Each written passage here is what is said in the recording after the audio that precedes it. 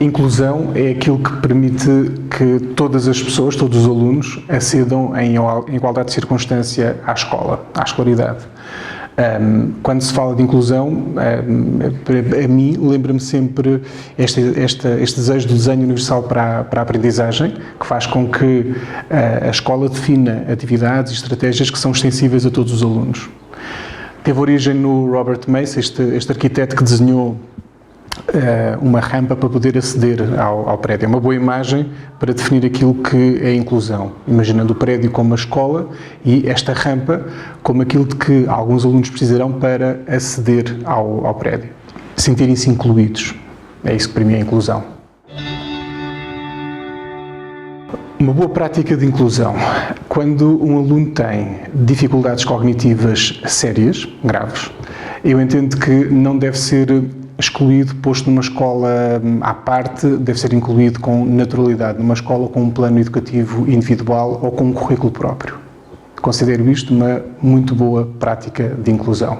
Faz a sua escolaridade em conjunto com os outros colegas, mas falo de uma maneira individual e sentir-se-á naturalmente incluído. Eu diria que muito do que está a ser feito agora não é uma boa prática de inclusão. E se calhar agora poderá parecer um bocadinho contraditório, mas quando nós, na escola, valorizamos fundamentalmente as inteligências lógico-matemáticas e linguístico-verbais e queremos que todos os alunos cheguem a essas inteligências, o que nós queremos é ferramentas, muletas, atalhos para que todos cheguem a essas inteligências. E isso, para mim, não é inclusão. Na verdade, o que nós estamos a fazer é mascarar um bocadinho as atividades e as estratégias de modo a que todos cheguem àquelas inteligências. Mas, na verdade, alguns de nós, alguns alunos, não chegaram lá. E eu não vejo problema nenhum nisso. E não sinto que os alunos sejam excluídos por não chegarem lá, por não chegarem à excelência nessas inteligências. Uma verdadeira inclusão passaria pela valorização por parte da escola de outras, não lhe vou chamar inteligências, mas de outras habilidades, não apenas destas, que são no fundo aquelas que são testadas nos exames nacionais. Eu julgo que hoje em dia, quando nós falamos de inclusão na escola, nós não estamos verdadeiramente a incluir os alunos que têm capacidades distintas. O que nós estamos a fazer é encontrar formas de eles acederem todos ao mesmo. E, no fundo, o que nós estamos a fazer não é incluir a diferença, é assemelhar todos os alunos de uma maneira que pode ser feita de forma diferente, no fundo. No modelo atual, e não é possível, de facto. Aquilo que os professores fazem hoje em dia é meritório e é aquilo que está ao alcance deles.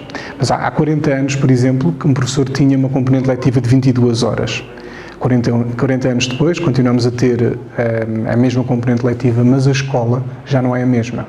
Há 40 anos tínhamos turmas homogéneas, enfim, os grupos de alunos estavam todos mais ou menos alinhados para terem o mesmo fim, digamos assim, todos trabalhavam para o mesmo e era uma escola menos inclusiva, naturalmente. Hoje em dia, aquilo que está a ser pedido aos professores, com a mesma carga horária, é que diversifique, é que, no fundo, faça atividades muito diferentes, mas com a mesma carga de trabalho.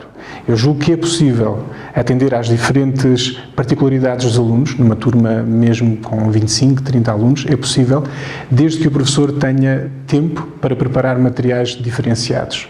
Mas tem de haver esse tempo, tem de haver esse tempo não letivo para que um professor possa dedicar, em primeiro lugar, a fazer uma avaliação cuidada dos alunos, no sentido de perceber quais são as suas particularidades e adaptar os instrumentos a essas particularidades. Mas tem de haver tempo, não se pode, no fundo, construir um edifício novo em cima de uma planta que está velha, que funcionou durante muito tempo como modelo de escola e hoje em dia não funciona. Portanto, eu julgo que parte do problema está aí, está em querer que nós, professores, façamos da escola uma escola inclusiva, um espaço inclusivo, sem termos condições para isso. Algumas coisas podem ser feitas, naturalmente. Podem ser adaptados os testes, pode-se adaptar a retirar perguntas, simplificá-las, mas isso são estratégias, no fundo, que, na minha opinião, não resolvem efetivamente o problema. aparentemente resolvem o problema, mas não o resolvem verdadeiramente. Os cinzentos são os alunos que são menos visíveis, digamos assim, que não têm não têm uma visibilidade marcada, digamos assim.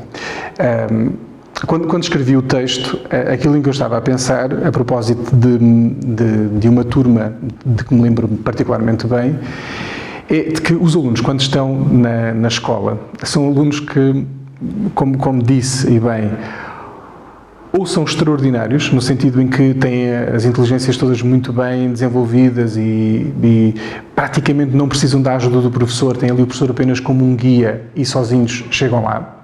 E esses merecem um destaque nos quadros de honra, nas Olimpíadas, nos conselhos de turma, nas avaliações, são sempre os alunos de quem os professores dizem maravilhas, porque são extraordinários, porque são muito bons e etc.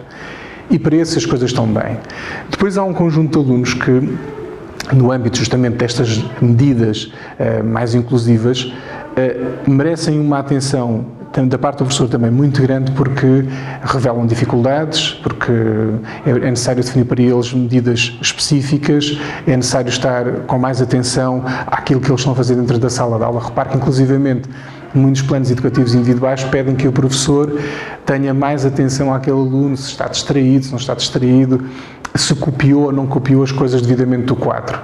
E o foco do professor está nestes alunos, para os quais tem que ter esta atenção particular, mas também nos outros, porque são os que melhor participam nas aulas, têm uma realização espontânea extraordinária, e às vezes o professor faz uma pergunta de reflexão e, enfim, custa um bocadinho a turma a arrancar e há sempre um aluno brilhante que levanta o braço e avança a aula, e assim, tendencialmente nós damos atenção a esses alunos também. E ali pelo meio estão os cinzentos, está aquele conjunto de alunos que nem é suficientemente bom para se destacar, ou seja, não revela um nível de competência extraordinário que o leva a destacar-se, nem tem nenhum problema em particular, nem tem dificuldades em particular e, portanto, também não tem planos educativos individuais, nem nada disso definido para eles. E, no fundo, a minha preocupação é com esses alunos, é com aqueles alunos que, de algum modo, não estão a merecer a nossa atenção. E o que é que fez com que isso... Porque é que isso me chamou a atenção? Chamou-me a atenção porque eu fiz um tratamento estatístico de dados de questionários feitos a alunos, e o que é curioso é que, numa aula normal, os cinzentos diluem-se, estão por ali, não têm voz. Mas, num questionário, estatisticamente, a opinião deles é muito relevante. Porquê? Porque eles são mais em número do que os outros. E o que é curioso é que o que é que os cinzentos, no fundo, depois nos dizem neste questionário? Que gostavam de ter professores que lhes prestassem mais atenção. E foi isto que me chamou a atenção. Como é que nós sabemos que os nossos professores prestam atenção aos alunos, não é? Os alunos muito bons dizem isso mesmo, os alunos com mais fragilidades também dizem isso, mas os outros cinzentos não.